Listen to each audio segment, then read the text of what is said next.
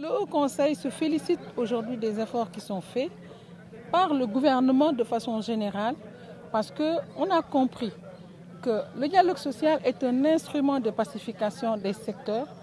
Le dialogue social est un levier de développement économique. Nous sommes dans le contexte du plan Sénégal émergent, cela veut tout dire. Donc nous entendons, moi-même et tous les conseillers qui m'accompagnent dans cette tâche, atteindre les objectifs qui nous sont assignés. Aller vers une pacification de tous les secteurs à impact économique et social majeur. Si vous vous en référez au comité du Conseil des ministres d'hier, c'est comme si vraiment on est dans le champ. Oui, madame, est-ce que justement vous croyez en des chances de réalisation de ce vœu exprimé par le chef de l'État quelques jours de la rentrée?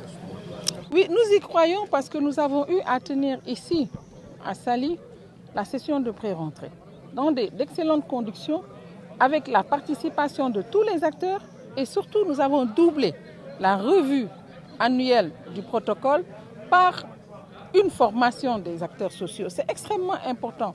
Lorsque vous visitez ce que nous faisons, nous déroulons à la fois une sensibilisation, une formation en négociation, en dialogue social et négociation collective, parce que quand on ne maîtrise pas ces instruments, on ne peut pas négocier avec le gouvernement.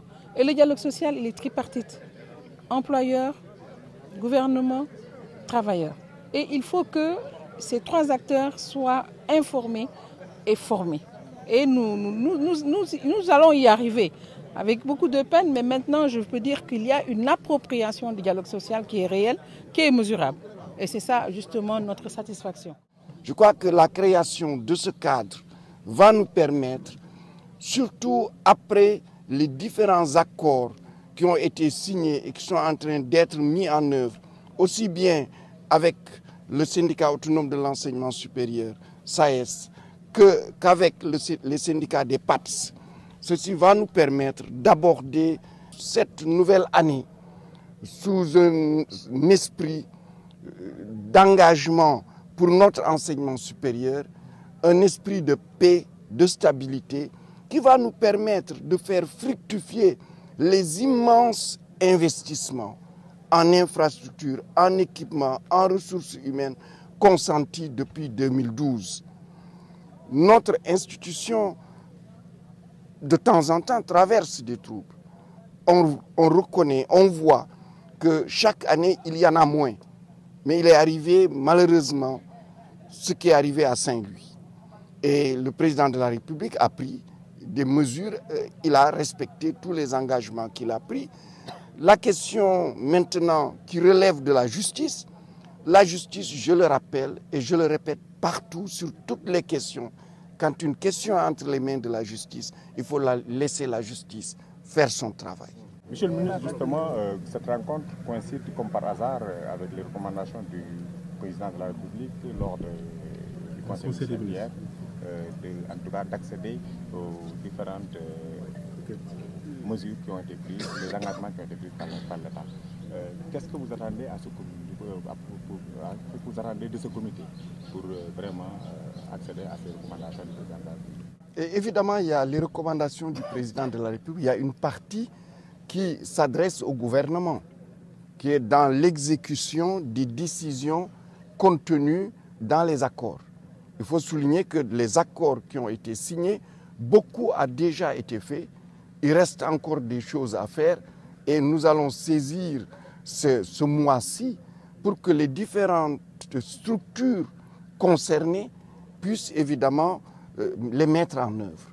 Et cela, c'est le volet de l'exécutif. Il y a maintenant le volet de construction, ou je dirais de reconstruction d'un espace de paix, de dialogue, de confiance entre tous les acteurs. Car il ne va pas manquer de difficultés. Nous sommes un enseignement supérieur en construction. Nous sommes un enseignement supérieur qui est en train de monter en puissance. Hier, nous faisions l'évaluation de l'évolution des étudiants dans l'enseignement supérieur. Nous passons en 5 ans de 100 000 étudiants à 161 000 étudiants. Ça, c'est pour l'année 2017. Je ne parle pas de l'année 2018. Donc, une hausse de 61%. Ceci a un effet dans le secteur. Et il faut résoudre les problèmes dans la discussion, dans le dialogue et dans des esprits ouverts. Et c'est cela qu'on attend beaucoup de ce comité sectoriel de dialogue et d'anticiper et aussi de prendre les problèmes des acteurs comme étant les problèmes du comité et d'essayer avec ceux qui sont chargés de les résoudre, de trouver des solutions.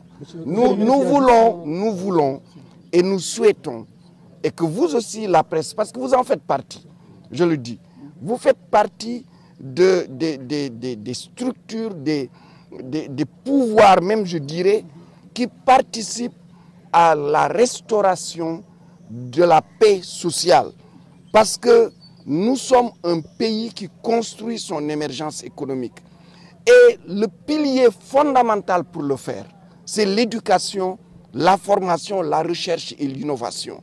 Je le rappelle, beaucoup se sont battus pour l'indépendance, pour l'émancipation de nos pays, etc. Mais la vraie indépendance, la vraie émancipation, c'est la maîtrise de la connaissance, de la science, de la technologie et des compétences. Et cela passe par l'éducation et la formation. Donc nous tous, ça c'est une question qui transcende les partis, qui transcende les clivages religieux, qui transcende les ethnies, qui transcende les régions. Nous tous, nous devons ensemble nous battre pour que notre école, nos universités, nos institutions d'enseignement supérieur soient stables et puissent travailler dans la durée, car c'est cela qui va construire l'avenir de nos enfants. Justement, avec les institutions privées, comment allez-vous avec voilà. Le ministère de l'économie et des finances, à travers la loi de finances rectificative, a mis à notre disposition 3 milliards. Ces 3 milliards, comme nous l'avions dit, nous avons réuni les 3 organisations de ces écoles, à savoir le collectif des établissements privés d'enseignement supérieur, la FEPES, la Fédération des établissements privés d'enseignement supérieur, et ensuite la conférence des grandes écoles, pour s'accorder sur la répartition de ces 3 milliards. Après cet accord, le ministère de l'enseignement supérieur a fait toutes les décisions et aujourd'hui, toutes les décisions sont au niveau du Trésor et j'espère que très rapidement, le paiement va être fait. Donc, vous avez cité le président Wade par rapport au culte du travail. Vous touchez une question importante parce que nous venons de terminer dimanche dernier la campagne pour l'inscription des étudiants sur Campus M. Et cette année, nous avons fait une innovation de taille, puisque sur la plateforme, nous avons demandé aux étudiants aussi bien de dire leur choix pour les établissements publics, mais aussi de dire leur choix pour les établissements privés.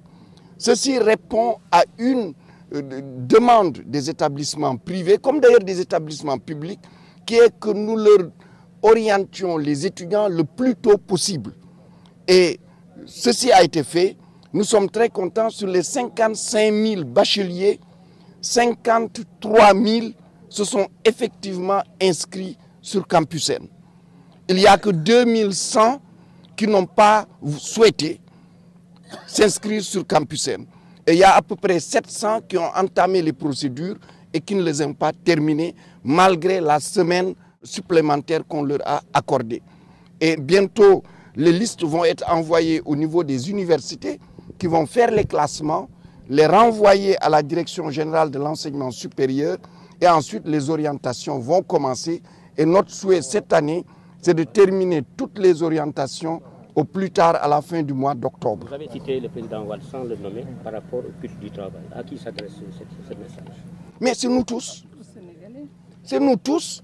Nous sommes dans les institutions universitaires, nous sommes étudiants, nous sommes enseignants, nous sommes PATS. Nous travaillons, mais nous souhaitons encore travailler davantage. Parce que les universités sont en compétition avec les autres universités des autres pays. Les enseignants-chercheurs et les chercheurs sont toujours, chaque jour, en compétition avec leurs collègues des autres pays. Si vous prenez le cas des enseignants-chercheurs et des chercheurs, vous prenez le cas d'un mathématicien, il travaille, il trouve un théorème. Mais ce théorème n'est valable que si personne d'autre ne l'a pas publié. Si quelqu'un d'autre le publie, ce théorème c'est fini, il le met à la poubelle. Donc, nous sommes en compétition et c'est en redoublant d'efforts. Et nous devons encore davantage redoubler d'efforts parce que nos pays ont encore beaucoup d'espace à conquérir. Il y a beaucoup de choses à faire. Et on ne peut pas le faire seulement parce qu'il faut payer de l'argent. On le fait parce que ça vient du cœur, parce que ça vient du cerveau, parce qu'on se dit c'est notre pays et nous devons nous engager comme beaucoup de collègues le font. Vous savez, on a eu 4 mois de retard en 2012. Mais ces 4 mois de retard, il y a des facultés qui l'ont déjà dépassé. Il y a des universités où il n'y a plus de retard, mais il y a encore quelques facultés qui restent et quelques UFR qui restent. Et ça, c'est un engagement. Et cet engagement, je veux juste le renforcer, le saluer et le renforcer.